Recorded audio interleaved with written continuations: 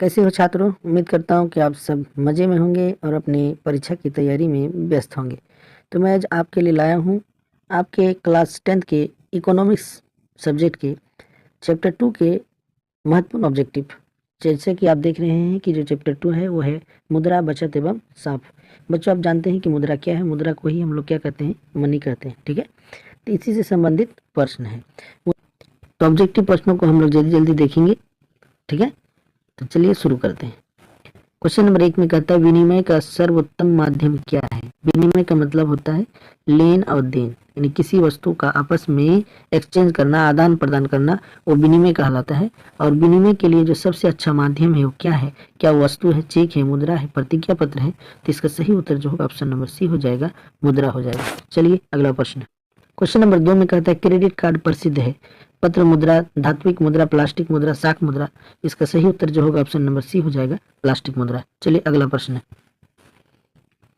Question number 3 में कहते हैं इनमें से कौन मुद्रा का शाख पत्र नहीं है? चेक है, ड्राफ्ट है, हुंडी है, चित्र मुद्रा है? जिसका सही उत्तर जो होगा ऑप्शन नंबर डी हो जाएगा, चित्र मुद्रा। चलिए नेक्स्ट क्वेश्चन। क्वेश्चन नंबर 4 में कहता है शाख का संबंध है गरीबी से, उधार से, दोनों से, या फिर विश्वास से? तो इसका सही उत्तर जो होगा ऑप्शन नंबर डी हो जाएगा, विश्वास से। चलिए अगला प्रश्न। क्वेश्चन नंबर 5 में कहता है एटीएम होगा। यहाँ एटीएम का अर्थ क्या होता है? स्वचालित टेलर मशीन, स्वचालित टॉकिंग मशीन, स्वचालित टेकिंग मशीन? में से कोई नहीं। तो इसका सही उत्तर हो जाएगा ऑप्शन नंबर ए, स्वचालित क्या हो जाएगा, टेलर मशीन, क्योंकि एटीएम का फुल फॉर्म ही होता है ऑटोमेटिक टेलर मशीन। चलिए अगला क्वेश्चन। क्वेश्चन नंबर 6 में रूस की मुद्रा क्या है? Rouble, dollar, riyal, pound? तो इसका सही उत्तर जो होगा ऑप्शन नंबर ए हो जाएगा, रूबल। डॉलर जो है वो अमेरिका का भी है। ठीक है, चलिए नेक्स्ट। क्वेश्चन नंबर 7, निम्नलिखित में मुद्रा का कार्य नहीं है? मुद्रा का कार्य नहीं है। मूल्य का मापन, मूल्य का संचय, मूल्य का हस्तांतरण, विनिमय का माध्यम? तो इसका सही उत्तर जो है ऑप्शन नंबर सी हो जाएगा, मूल्य का हस्तांतरण, क्योंकि मुद्रा का जो काम है मूल्य का मापन भी है, मूल्य का संचयन भी है, और विनिमय का तो एक बहुत बड़ा माध्यम है, लेकिन मूल्य का हस्तांतरण जो है ये मुद्रा का कार्य नहीं है। इसका सही उत्तर हो जाएगा ऑप्शन नंबर सी। चलिए नेक्स्ट।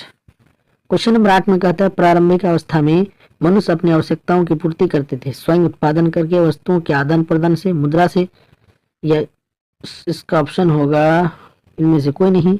इसका सही उत्तर जो है ऑप्शन नंबर बी हो जाएगा, यानी जब मुद्रा का विकास नहीं हुआ था उस वक्त आदमी जो किसी वस्तु का लेन देन करता था तो वस्तु देकर करता था। कोई वस्तु की जरूरत पड़ती थी तो कोई दूसरे आदमी से ये वस्तु दे करके फिर उससे जो आवश्यक वस्तुएं थी उसको वो लेते थे, यानी वस्तुओं के आदान प्रदान करने से ही विनिमय के माध्यम होता था और मनुष्य अपनी आवश्यकताओं की पूर्ति करते थे, क्योंकि मुद्रा का विकास नहीं हुआ था। चलिए अगला प्रश्न है। क्वेश्चन नंबर 11 में कहता है मुद्रा वह धुरी है जिसके चारों ओर संपूर्ण आर्थिक विज्ञान चक्कर काटता है? किसने कहा? क्राउथर ने, प्रोफेसर मार्शल ने, पिको ने? कोई नहीं। इसका सही उत्तर जो होगा ऑप्शन नंबर ए हो जाएगा, क्राउथर ने कहा है कि मुद्रा जो है वह धुरी है जिसके चारों ओर संपूर्ण आर्थिक विज्ञान चक्कर काटता है। ठीक है, चलिए नेक्स्ट। क्वेश्चन नंबर 12 में कहता है साख का क्या अर्थ है? विश्वास करना, ऋण लौटाने की क्षमता, या फिर ए बी दोनों? इनमें से कोई नहीं। इसका सही उत्तर जो होगा ऑप्शन नंबर ए हो जाएगा, साख का जो अर्थ है उसका अर्थ होता है विश्वास करना। चलिए नेक्स्ट।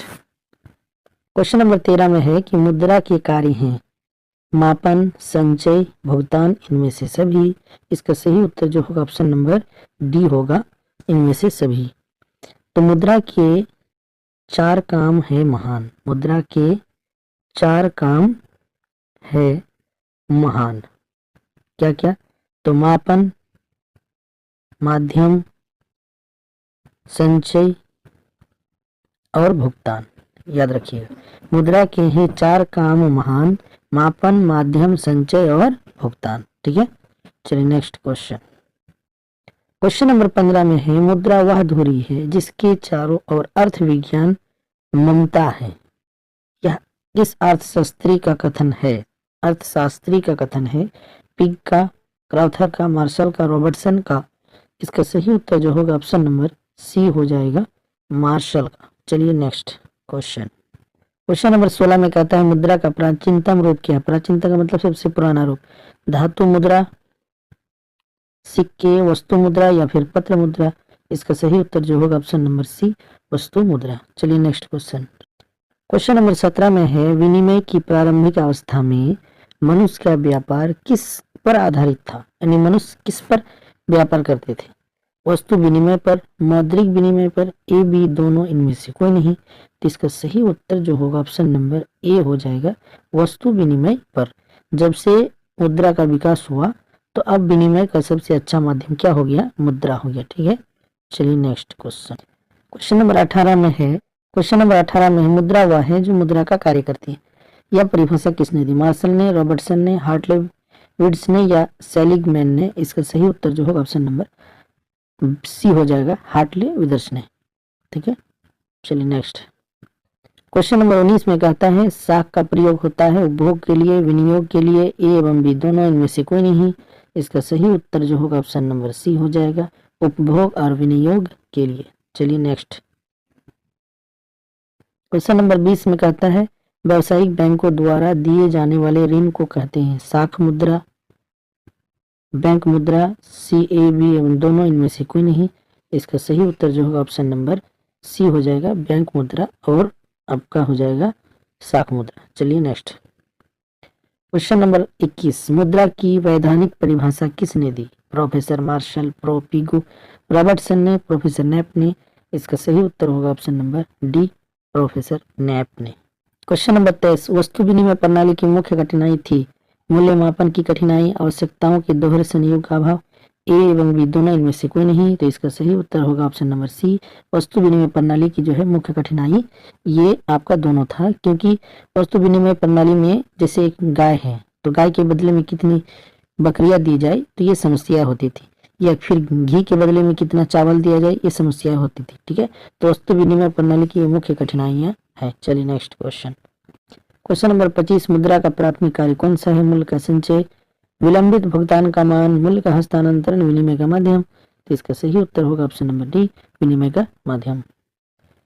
मुद्रा के प्रयोग से किसको लाभ हुआ? उपभोक्ताओं को, उत्पादकों को, ये भी दोनों, इनमें से कोई नहीं। तो इसका सही उत्तर हो जाएगा ऑप्शन नंबर सी, दोनों को लाभ हुआ। चलिए नेक्स्ट।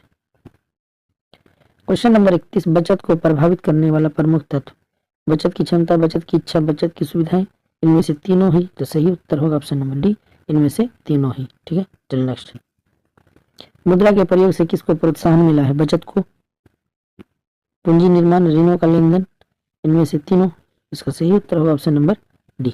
ठीक है, चलिए नेक्स्ट। क्वेश्चन नंबर 33, पूंजी का निर्माण होता है उपभोग द्वारा, विनियोग द्वारा, बचत द्वारा, इनमें से कोई नहीं। इसका सही उत्तर होगा ऑप्शन नंबर सी, बचत द्वारा। चलिए ठीक है, तो आज हमने 33 प्रश्न किए। उम्मीद है आप सबको अच्छा लगा होगा। धन्यवाद।